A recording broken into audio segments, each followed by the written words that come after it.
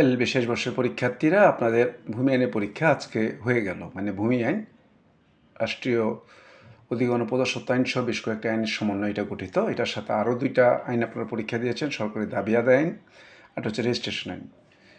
ভূমি আইনের প্রশ্নটা নিয়ে যদি আমরা বলি, তাহলে ভূমি আইনে দেখলাম যে প্রশ্ন এসছে তা আপনাদের জন্য মোটামুটি ভালো প্রশ্ন। ভূমি আইনের ক্রমবিকাশ থেকে এসছে, স্বত্বলিপি মানে পচা টচা নিয়ে আসছে, তারপর একবারে মানে হুবহু কমন প্রশ্নগুলি, যেগুলো এক মনে হতে পারে হুবহু নির্দিষ্ট একটা সালকে একবারে ধরে উল্লেখ মাথায় করে এটা পড়া হয়েছে, তাহলে আপনার মোটামুটি কমন পড়ার মতন একটা বিষয় কাজ করে থাকে।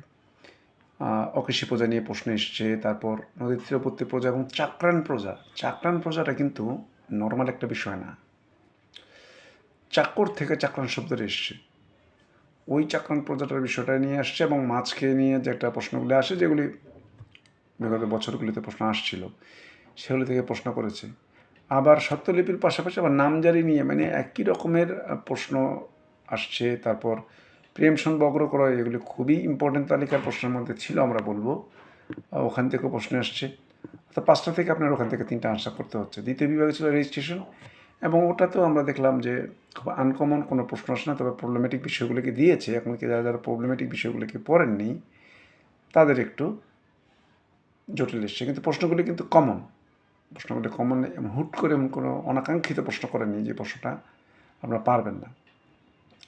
এরপর যদি আমরা ইসের কথা বলি, মানে সরকারি দাবি আদায় সম্পর্কে, ওখানে আমরা দেখলাম যে ডিমান্ড নোটিশ, সার্টিফিকেট জারি নিলাম হলে কী করণীয়, তারপর আপত্তি টাপত্তি দেওয়ার বিষয়, 4 এবং 6 ধারা অনুযায়ী সার্টিফিকেট অফিসারের বিভিন্ন কার্যাবলী, ওই কতগুলি কমন বেস করে এই প্রশ্নগুলিকে এসছে।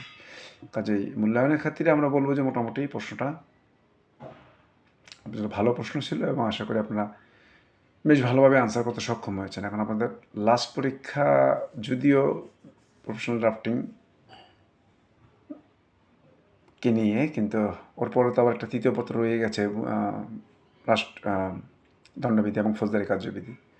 পর্যায়ক্রমে এগুলি বলবো। এই প্রশ্নগুলিকে আমরা খুবই স্ট্যান্ডার্ড প্রশ্নগুলি এই কারণে বলবো যে গতানুগতিক যে প্রশ্ন, জাস্ট গতানুগতিক প্রশ্ন থেকে প্রশ্ন করে গেছে, যা আপনাদের সবারই পারার কথা।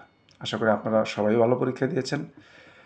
আমরা পরবর্তী প্রশ্ন ড্রাফটিং নিয়ে আবার পরবর্তী ভিডিওতে আলোচনা করব, যে কী কী ড্রাফটিংয়ের মধ্যে 50 মার্কসের মধ্যে কী কী পড়বেন, একটু কোনটা কোনটা ভালো হয়।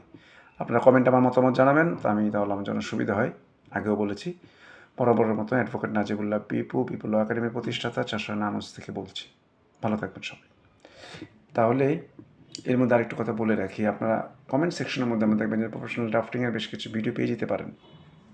এই জন্য সে প্রশ্ন করেছেন সরকারি দাবি আদায়ের অনেক প্রশ্ন খুঁজেই পান না, আমি সার্চ করে পাচ্ছি। যাই হোক, জানাবেন, আপনাদের খোঁজার চেষ্টা করছেন যে সেটা আমাকে জানাবেন।